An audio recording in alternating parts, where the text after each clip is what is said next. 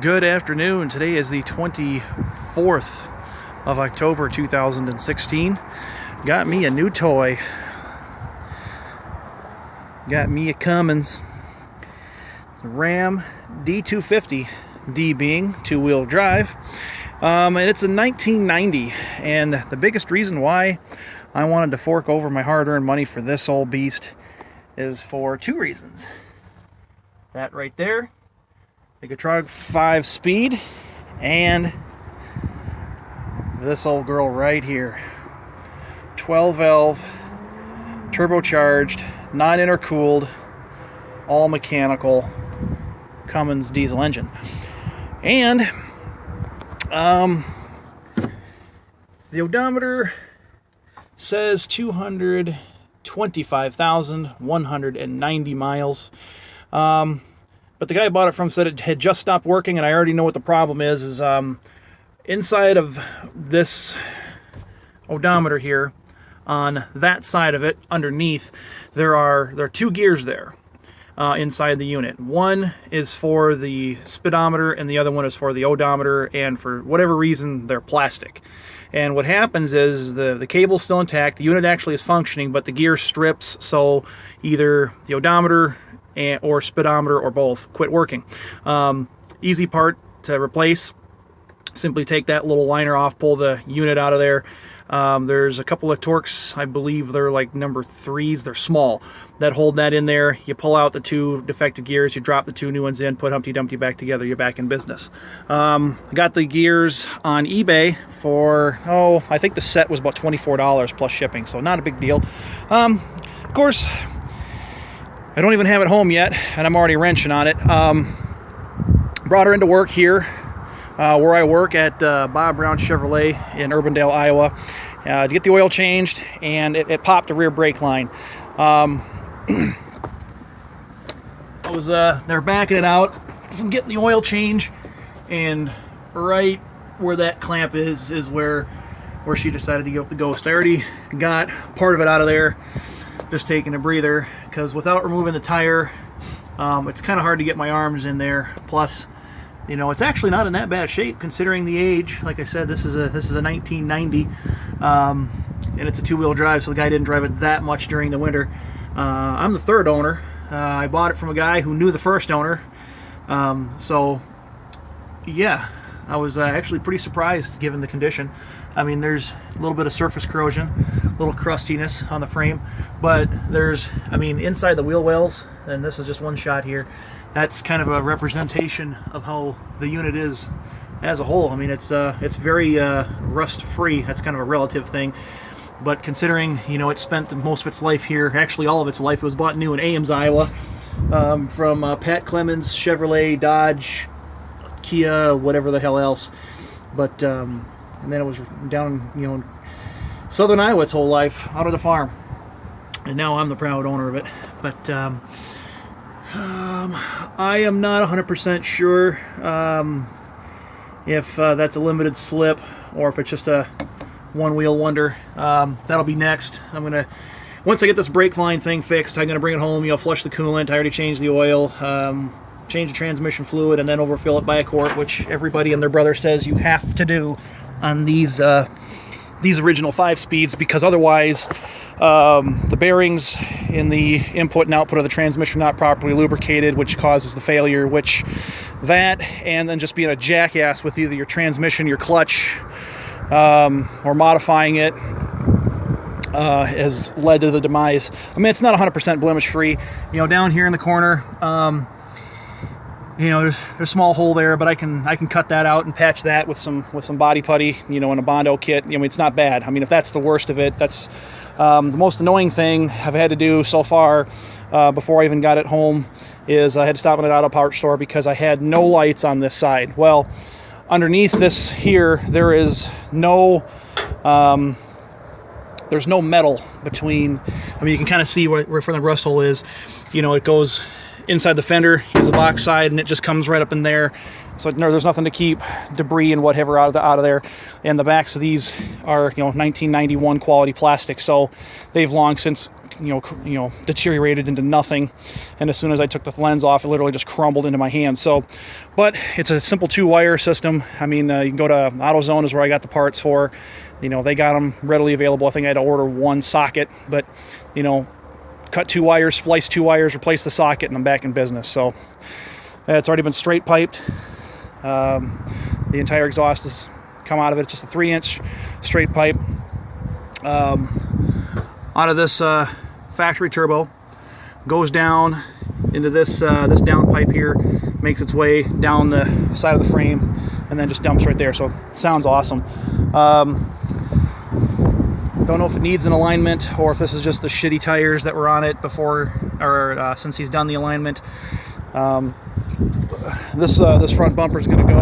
I'm already sourcing a ranch hand for it. A couple miscellaneous odds and ends, and of course, the paint. The paint on these vehicles, whether it's a Dodge, a Ford, or I had an old 1989 Chevy, did the exact same damn thing. And a buddy of mine that does body shop work for a living says it was actually an issue with the base of the primer and the base of the paint. They did not they did not form a good chemical bond when they paint the vehicles, and as a result, the paint peels off and the primer stays attached to the metal. This is the original gray primer, and then the paint is peeling off, and it just looks like shit. But it actually it's not all that bad. I mean, I'd rather take that than rust.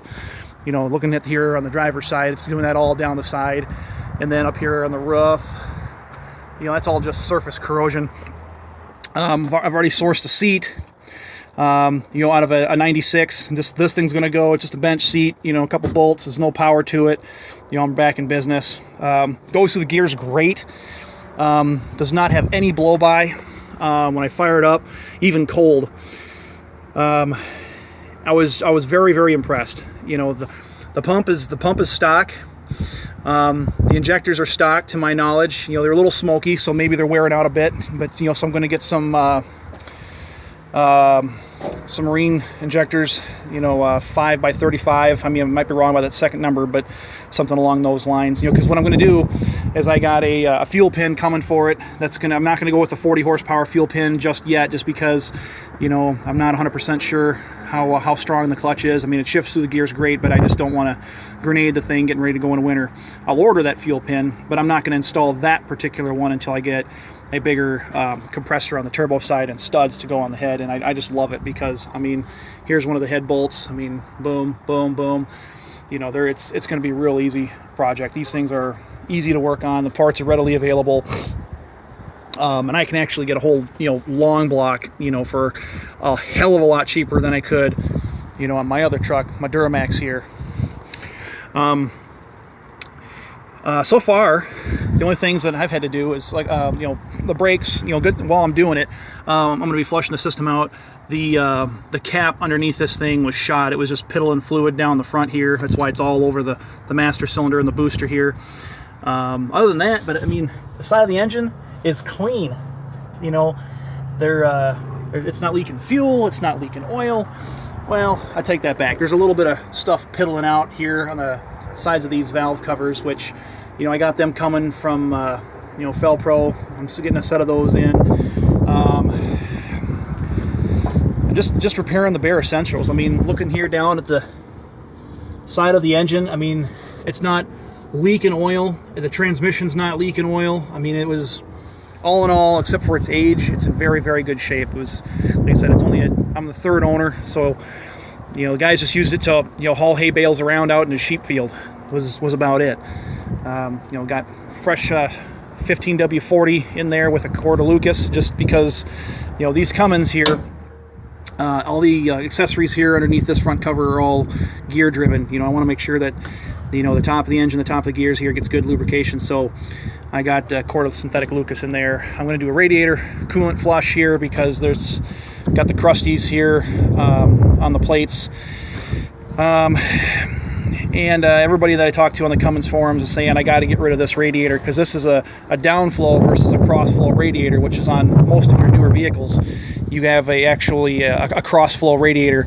This is a downflow. It's not quite as efficient. I don't plan to hot rod with it. It's just going to be a driver. I mean, I may play with the turbo a little bit, maybe put some bigger injectors in it, but that's probably about it. And then throw a set of studs on it just to button up the head.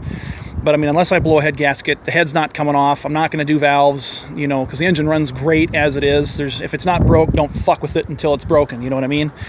I can't tell you how many times, you know, guys have a perfectly good running diesel vehicle, and then they just, you know, they start playing with it, and they don't realize that. I mean, these are not small block Chevys. I mean, the learning curve on any diesel engine is incredibly unforgiving. You know, it is not hard to mess something up, and then to you know, get in a situation where it's going to cost you thousands and thousands of dollars. I mean, even on the truck that's this age, I mean, if I blow this engine up, I mean, I'd be looking at least, you know, $3,000 at least, you know, to rebuild it, you know, just because I don't have the space and time to fix it, rebuild it. But just wanted to go ahead and show you what I got here. Of course, the guy was nice enough to throw in 2 extra wheels and rims here, and you know, this guy's no good because there's a big stinking screw in it right there. It's pretty much like equivalent to like right here. It's right on the edge of the shoulder. So, you know, the guys here at work, they won't fix it. I mean, there's just too much liability there, and I understand that. But you know, these 2 front ones are all ate up from an alignment issue, so I'm going to have the alignment checked Monday, and I don't know. I mean, these are just bolt right on, but I got to get 2. You know, I may get some good quality used ones just to get me through the winter. You know, because of course, you know, my old blue Duramax, which you know, you guys had seen in my arch oil video, is it's coming along. Since my last video, I put a Go Rhino bull bar on it with some high power LEDs. Those things are incredibly bright, and of course, I also replaced the low beam lights on this with Ultralux LED lights from Putco. They change out just as fast as you would a regular bulb. You pull the lens out, you pull the bulb out, you put the Superlux LED bulb in there. It comes with the driver and everything right out of the box, so you literally just have to screw it into the lens. You know, get the wiring out of the way, put the lens black in, with the 2 little 90-degree pins that hold the lens in the truck, and you're done. I mean, it literally took me longer to get the damn things out of the box and put them together from inside the box than it did to install them. I mean, it was super easy. These running boards have got to go. They're starting to show their age. You know, the chrome has worn through, and these things rust actually from the inside out. I mean, I can wipe that rust off of there, and it's just going to show up again. So they're just getting rotten on the inside. You know, they've been on the truck since I took it home brand new. You know, from Alaska, and you know, Iowa winters have been pretty unforgiving. Recoated the frame, you know, with the corrosion protection from S&C Atuomotive. You know, my buddy Rich really helped me out there. I'll post a link to, you know, their business, you know, throw them out some business. They take really good care of us. You know, I send all my customers to them. But, you know, just coming along. But I wanted to, oh, and I had to get a new tailgate. I sourced this guy from, that tailgate there from a pick and pull. It's the same color, but like an idiot, I had the freaking tailgate down when I was backing up to a wood pile, and I wasn't paying attention when I was going, and I backed into a freaking tree, so it aced the tailgate. You know, this one already was sprayed with something or another back in the day, so, and you know, my bed's still unsprayed, so I'll have to eventually spray the bed. You know, one thing at a time. But wanted to post a quick video, and I get to go back to work here on the Cummins.